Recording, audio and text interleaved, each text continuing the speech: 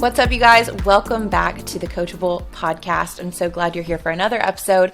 And in this episode, I am joined by the incredible Amber Rae, who is an author, artist, and global voice for emotional wellness and self-discovery. And I'll tell you, she turns highly relatable insights on the human experience into viral art, sold-out venues, and best-selling books. And she's here to talk all about her new book, The Answers Are Within You, 108 Keys to Unlock Your Mind, Body, and Soul. This is such a beautiful book. If you just see the hardcover, if you're watching on YouTube. If not, you can always go check it out and subscribe. But it's just such a well done book. But the insights, the wisdom, the stories that she tells are even better. Her work has been seen in publications such as the New York Times, New York Magazine, Today, Self, Fortune, Forbes, and Entrepreneur. And you probably follow her on Instagram at Hey Amber Rae. Before we jump into this episode, which I know you're absolutely going to love, I do want to say thank you to our sponsor, Organifi. If you're anything like me, you might have a busy schedule, a busy life. You might be a mom, have kids, run your own business, whatever your situation is at home. It can be really hard to get all of your nutrients on the go. And trust me, that has been a struggle for me for a while. But 2022, I'm all about getting my physical health intact and in order with everything else have going on. I need something that works for me, because even if you had time to juice vegetables, to eat salads, to prepare meals ahead of time, you might be like me and not love the taste of dark leafy greens. I just don't. I'm from Alabama, okay? I love good tasting food. I'm not vegan. I'm not from California. No hate to those that are, but I like things that taste really good. And as we all know, a lack of nutrition can lead to low energy, bad moods, and all sorts of long-term issues. And that's why I love Organifi, because they make it so easy to fill your life with more nutrition using their delicious superfood blends. I drink the Organifi green juice in the morning. I always have the Organifi Gold, which is this yummy, nourishing turmeric latte, basically, that I take every night before I go to sleep. And you get 20% all of your order if you go to Organifi.com/Tori Gordon. That is ORGANIFI.com. And you can find the link in the show notes. Now, without further ado, let's jump into this episode. Welcome back to the Coachable podcast. I'm so glad that you are here for another week and another episode, because I am joined by the incredible author, artist, and global voice of emotional wellness, Amber Rae. Welcome to the show. Thank you so much for being here. Thank you for having me. I'm so honored to be here. You have inspired hundreds of thousands of people at this point, if not millions, with your art, your relatable approach to sharing on some really, really important topics. And you've sold out venues. Your art has gone viral. You've got best-selling books, which we're going to talk about today. I just want to first say congratulations on all of your success. It warms my heart, and I am so happy when I see people like you win. And I see that voices like yours are being elevated. They're being celebrated. They're getting the recognition that they deserve, because you're talking about things that are going to help us heal and become a better species and planet, and move forward truly in the ways that only we can really move forward. And that requires mind, body, soul healing, and that kind of approach. I'm just wanting to know, like, how did you get into this work, and what has inspired this newest book of yours, about finding everything that we need within us? First off, thank you for saying that. I'm really touched. I think I got into this because my own mess became my message. And I was struggling with my own emotional capacity and the depth of feeling I was feeling, and not knowing what it meant or how to navigate it. And in my early 20s, I did everything I thought I was supposed to do, checked off all the boxes, only to feel this gaping void inside myself. And so, in a way, I became my own guinea pig. and I started asking a different set of questions. The questions I had asked up until that point in my life of like, how do I be successful? How do I do what I'm supposed to do? How do I please others and make everyone happy? And how do I like not rock the boat? And of course, I was following my curiosities in certain ways, but I think I was really living under more of a good girl mentality. And then in my early 20s, I started asking, like, what really makes me come alive? What is meaningful to me? What do I value? What are the communities I want to be a part of? And started asking a different set of questions. And how do it wasn't until I had a difficult relationship in my early 20s that I even realized that I had wounds around abandonment and loss. And so it really, all of my work started through my own healing journey and my own inner quest and my own desire to really like match my outsides with my insides. And so, everything I create today has been a learning of my own journey. I'm not just like, oh, let me teach others. It's like, like I've had these like hard-earned lessons, and some of the way that I process and I move through and I understand those lessons is through writing about them and then drawing about them. And it's almost like by putting pen to paper, I'm able to like, it helps me like really grasp and understand my own healing process. And then sort of coincidentally, not expectedly, I started sharing pieces of my own journey through writing and through my art. And it turned out it wasn't just helpful for my own healing journey, but it was helpful for others too. So it started really as like an inside, I never was like, I'm going to set out to be this inspirational person Yeah. for others that guides them on their journeys. Like that was like not my intention. My intention was like, how do I like love and accept myself fully? How do I heal these past hurts and wounds? How do I, work through these moments when I feel so anxious and I don't really know why? So it started through, yeah, my own pain became the purpose in a way. That's so real. And I feel like you just told my own story as well, because that is how all of this was birthed. It was not with the intention of doing any of this. It was healing myself and then talking about the things that I was learning and growing. And that's initially why I started this show and everything else that I do. And so I deeply, deeply relate. And one of the things that I say that I think you just hit on is we shouldn't go out. We don't need to go out in search of our purpose. I think there's this cultural phenomenon of I need to find my purpose. I need to find my passion. And what it sounds like from hearing your story, it's you didn't go out and search for a purpose. You went and searched for yourself. And as a byproduct, you found that.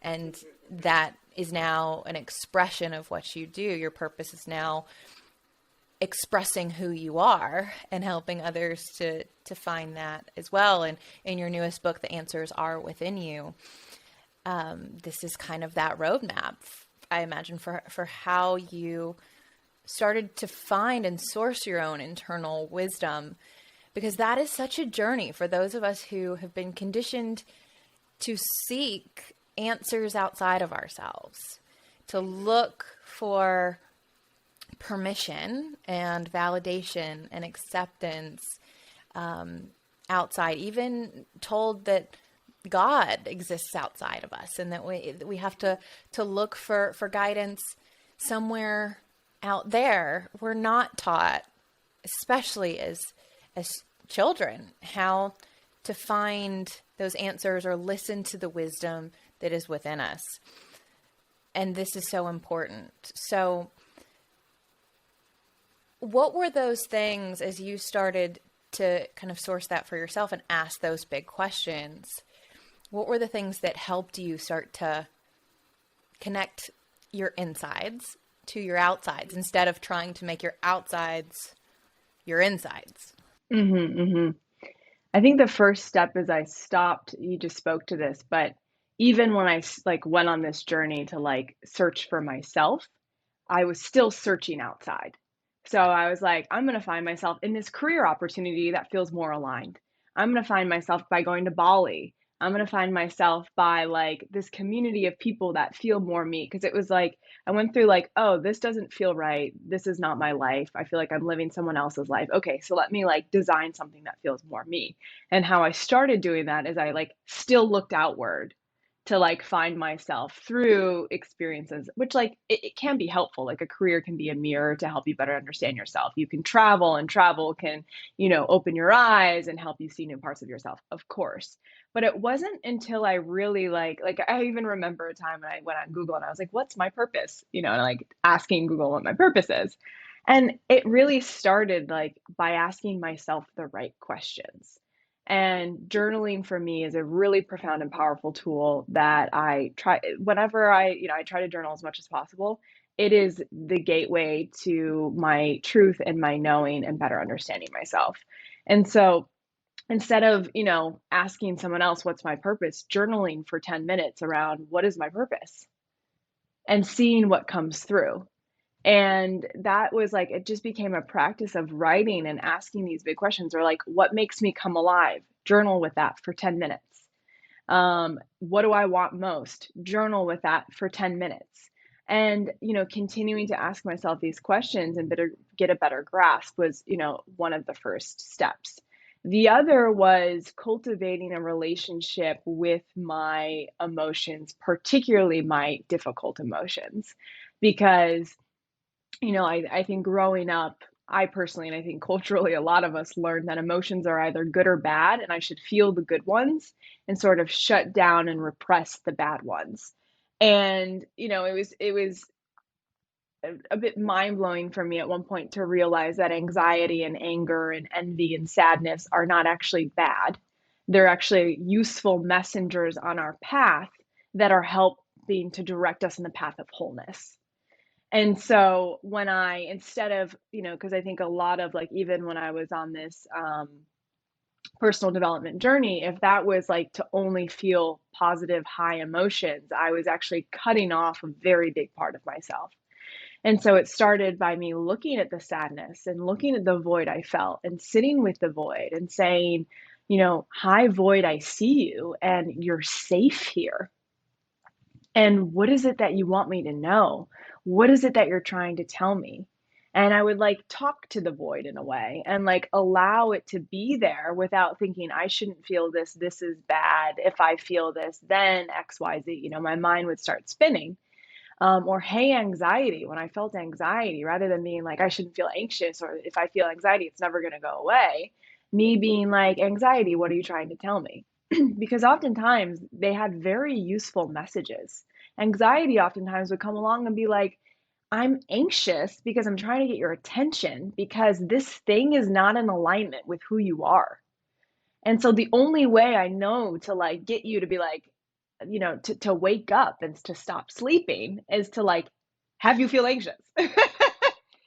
Or I'm trying to get your attention. Or anger would be like, like this is not okay. A boundary needs to be set here. So learning to better understand and cultivate this relationship with my like less sexy and less joyful and blissful emotions was such a path to I think waking up and tapping into the answers within me. It like took me deeper. Yes, yes, yes to all of this. You said so much that I want to double back to one of the first things you mentioned, which is asking yourself powerful questions. But a follow-up to that is actually sitting with your own answers, right? Because I think a lot of us have an intention, or we'll say, okay, I want to find, I want to listen to myself. I want to connect to my intuition, my inner wisdom. And maybe we have an intention to sit down and journal.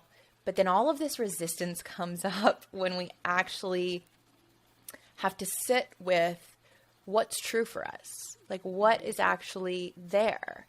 And it almost feels like looking outside of ourselves is easier, of just putting that responsibility on something or someone else than actually having to sit with our own truth, because that truth might be different from what we think we're supposed to feel or supposed to do, or have been conditioned to believe is acceptable. And so why do you think so many of us resist ourselves so much? I mean, in that sitting with that discomfort or that truth.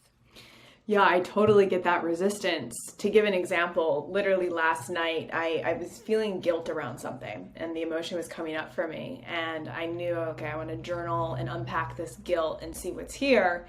So I go into the bedroom and I bring my phone into the bedroom with my journal and, sorry, and I am sitting there completely avoiding journaling through Instagram and texting friends. And I just like don't want to go there. To the point that it like, I was noticing my resistance, laughing about my resistance, aware of my resistance. And finally, it just took me being like, okay, let me set a timer for 5 minutes to write about my guilt. So I set the timer, and the next thing I know, 45 minutes later, I have unpacked things that I did not even know were at the surface for me. I like actually did not know what it was at the source of my guilt until I put pen to paper. But I think it's one, just know that like everyone is going to face resistance and we're always going to avoid like when I feel the most resistance to journaling, it's when I need it the most. It's when something is really there for me. And I think also, just that like 5 minutes feels like something I can handle. And sometimes I do only journal for 5 minutes when I'm resisting. Other times I get into such a flow that it ends up going much longer than I expected. But something that also really helps me is that I'll write down what my mind is saying. So I'll write down, I don't want to journal right now. This is silly. I don't want to go there. I'd rather be on my phone, or like whatever it is. I just like whatever that chatter, whatever that critical resistance voice is saying, when I put pen to paper around that as well, it almost helps me just let it go. So it's not spinning and swirling. I get it down. And the next thing I know, I'm like, okay, so this thing around guilt, and it just like, it starts to flow. Mm-hmm. Yeah. So know that, yeah. Go ahead. I was just going to say that's such been my experience in terms of like with emotion, which is really energy. The way we understand it is just energy that needs to move. And if it doesn't get released, whether it's through pen to paper, and that is really allowing you to like process and move through it, we just kind of end up recycling it. And I think that's what happens with so many of us is we're recycling the thought that is making us worry or feel guilty. And guilt is really thought. A lot of that is thought as much as emotion as well. And it's just fascinating that if you really allow yourself to sit with it, recognize the resistance, speak to the resistance, it almost helps it to dissolve and to move out. Helps to like take the power away, because otherwise resistance has so much power over us. Mm-hmm. But when we're like, hey, resistance, I see you, then it's like, oh, it's almost like it's like you put a flashlight on on something, and it's like, oh, yeah. I'm spotted, Yep. Yeah. It's like all these parts of us just want to be acknowledged almost. Yeah. It's like even resistance, it just wants to be noticed. It wants to be recognized and like say like, I see you, and you don't have to work so hard almost. And I love that this book, the way you've written it is almost in like an oracle style. What does that mean to you? And why did you decide to write it in this format? An oracle, so I love oracle decks. I've also always, like, a tradition I have is I'll go in a bookstore, I'll randomly grab a book from a shelf and I'll open it to a page. And I always feel like there's a message that's meant for me there. So that's always been this ritual that I had. And because the healing inner work journey can feel sometimes like so much work, it can feel really hard, I wondered, how can I create something that's playful and accessible and intuitive and fun?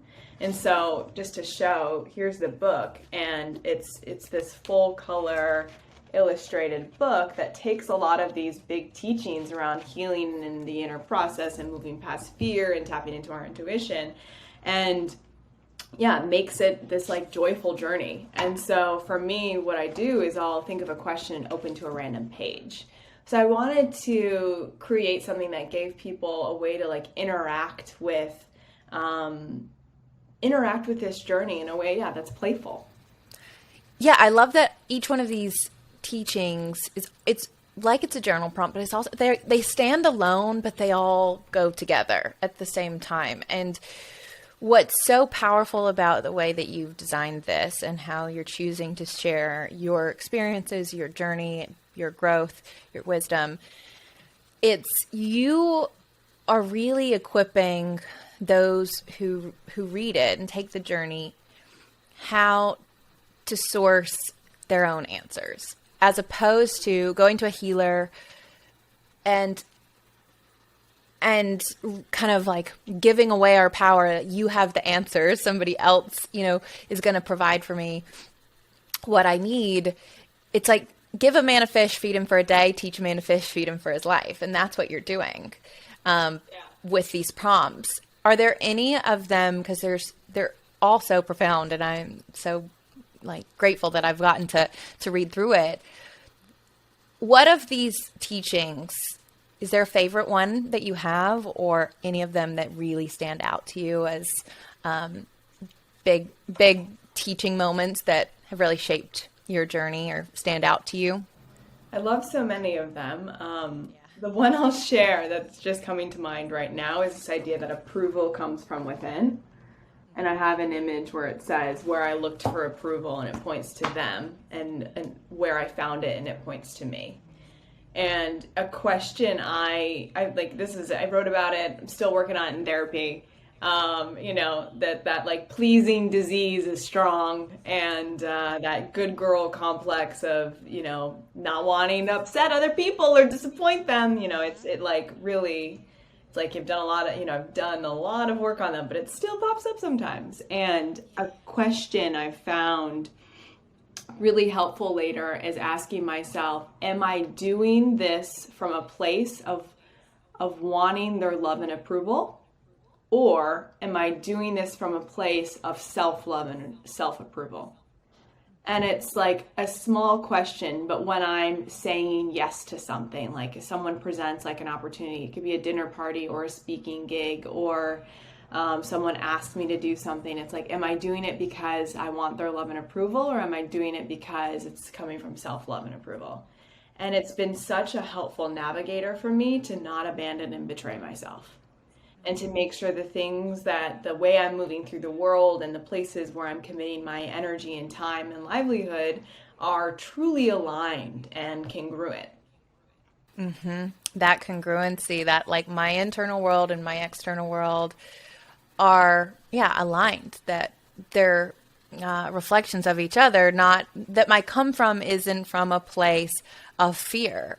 And that it's a small question, but it's such a powerful one, and changes the perspective of why am I really doing what I'm doing? And I think that goes back to what you originally said early on in your journey. It's like, these are the powerful questions that can help us to get to know ourselves again and see, where am I spending my most valuable resources, my time, my energy, and why? And if that's coming from a place of lack, because I need something, or I need your approval, I don't have it. It's not because they can give it to us. It's how can I source that within myself? How can I give that to myself?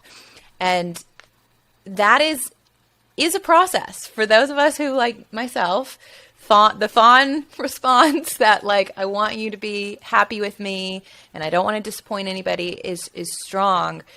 And it's a question that I, like you, have to continually check in with myself and say, why are we really doing this? Because if I don't, I think something bad's going to happen. Right. It's like I'll be left and abandoned and forever alone. That's the like worst case scenario.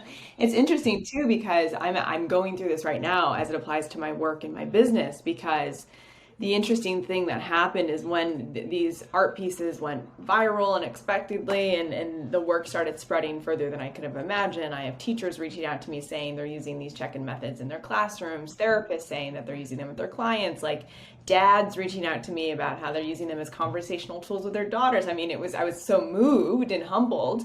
And at the same time, I started asking myself, what does my audience and community want from me versus what do I have to say?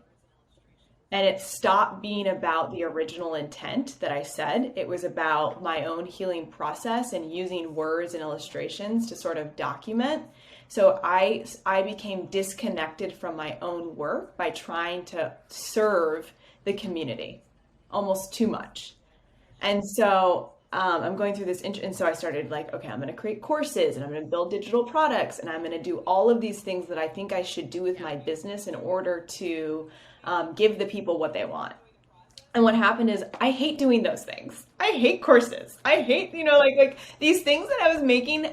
One, I didn't enjoy the process. And two, like I didn't really believe in what I was creating, but it was what I thought I should do because it's what I thought the community wanted. And so it was such like a whoa moment of like, I'm doing this not from a place of self-love and approval. I'm not doing this from a place of like, this is actually like true and right for me and what I like deeply believe in and am aching to create. It's from like a major should. Yes. I got full body chills when you said that. And I've lived that experience. And when it's happened for me, it's like my inspiration spigot, like if it was like your kitchen faucet turns off. Like for me, it's like all my inspiration, all of like that truth that wants to come bounding forth. As soon as I start to do the thing I think I'm supposed to do, it's like, it's no longer gushing out. It's like, okay, now there's just a little drip of inspiration. Yeah, that's coming. And I'm wondering, why does this feel harder? Like this feels so much more challenging instead of what you've designed the book to be, which is ease and grace. And like, even though we're talking about some challenging subjects, like you did it and you designed it in a way that's fun and playful and we can do things with ease. It doesn't all have to be a struggle. And as soon as we get into the shoulds, it starts to feel like more of a struggle. For sure. Totally. Yeah. Well, it's funny. It's like I designed something to be easeful and graceful for others. And then I'm now asking myself, wait, how do I make this easeful and graceful for me? Because it's interesting also just like in the world of Instagram and content creators and like, I'm grateful for these platforms. And at the same time, it's like that to create content every single day and to churn out all this stuff. I'm like, I'm not a media company, like I'm a human. Right. Who happens to write and make art that like somehow is like putting the expectations on being this like media brand that's constantly in creation for, and it creates actually this like codependent relationship with a community where it's like, they need me, so I need to make this. And that's just like actually not healthy. Taking on, because when you grow at a certain pace and now you've got so many people looking to you and you're providing such a safe place and so much value. And I imagine, I know this has been the case for me, and you're doing it on such a global level now that people are looking to you to almost like, okay, show me the path, like give me the answers. How to not take on that as I'm responsible for everybody's healing. Right. And I'm also not a coach, which is what's so funny.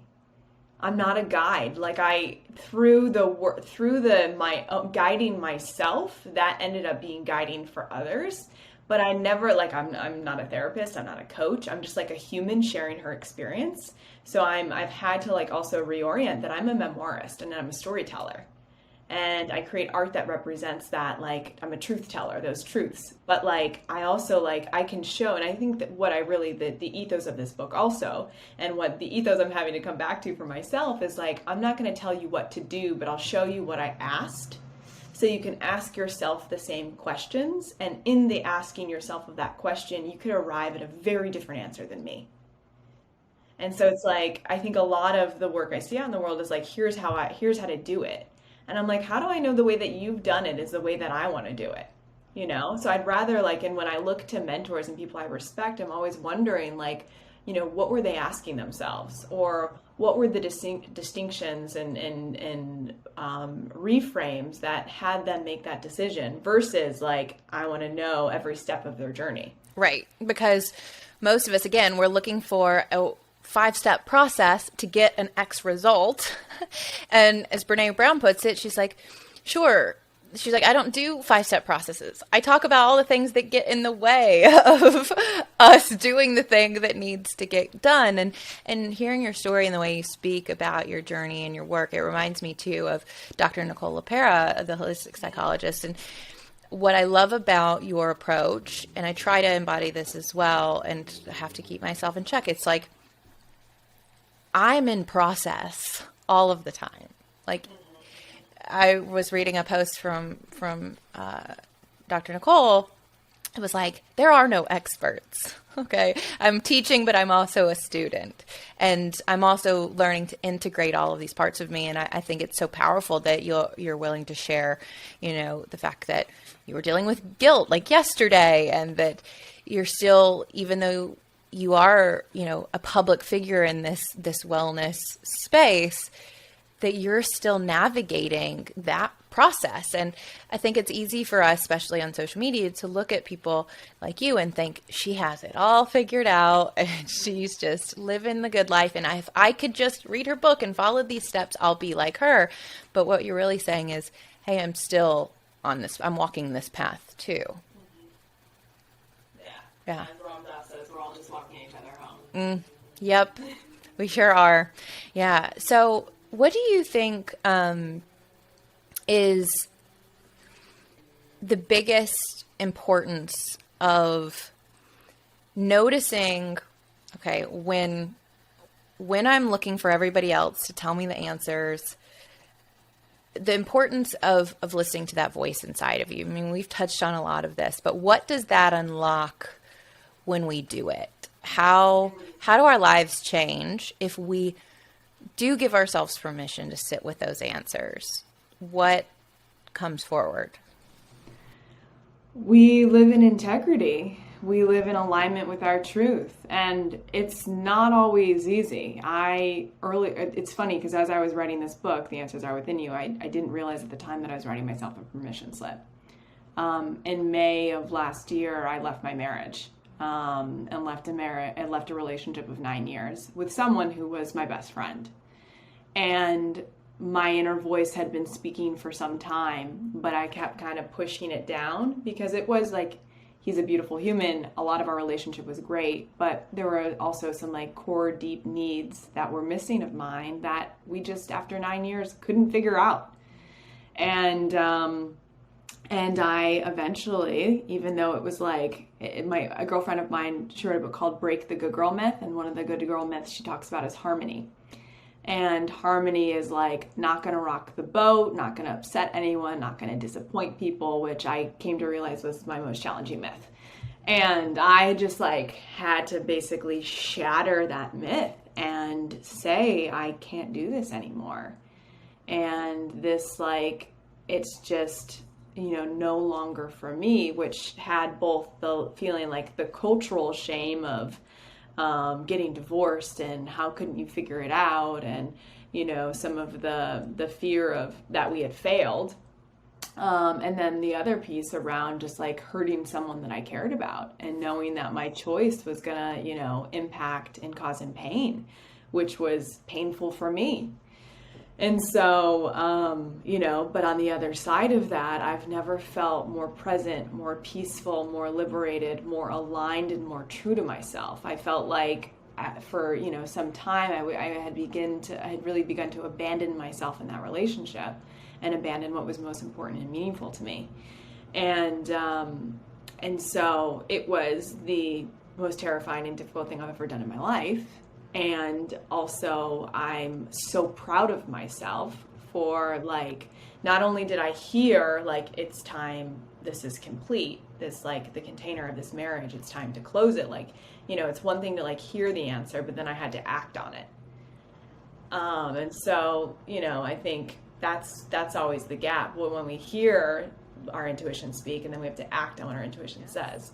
And I had done, leaps in my career and work and creativity, but, that's not as much emotional risk or exposure or fear as like, leaving someone that you care about. Sure. I know so many people relate to that deeply. And I think Glennon Doyle was the one that said there's no such thing as one I don't know if it was Glennon or not, but there's no such thing as one-way liberation. And it's easy to hear that, but to live that and to be willing to say, I'm not going to be responsible for someone else's path. I'm just going to allow myself to walk mine in integrity is the greatest example of love we can give somebody. And one of your teachings in your book is about how courage requires fear, that if we're afraid, we can only be courageous in times that we're feeling that fear fear is present. Yeah. Well, it's so funny because people come to me all the time. I want to be more courageous in my life. I want to cultivate more courage. And I think we forget that literally courage and fear hold hands, because it requires us to feel afraid to have to even be like, all right, courage, let's go. We can do this. Yep. Yeah. And that's what this takes. And I can just already see how many thousands and thousands of people like you just linked hands with and are walking home. I just want to get like weepy, because that's what we desperately need, is people that are living their truth and expressing that in the most authentic way. And that comes across in this book. And I can't tell people enough. You need to go get it. If you're on this, path, if you're listening to the show, you absolutely need to get this book, because it will give you tools for your journey, for the long haul, because it doesn't end when we get, to one stage. This work will continue. And, I'm confident that this will be a massive tool for so many on their path. And so, Amber, tell us, how can we get a copy? How can listeners go buy your book?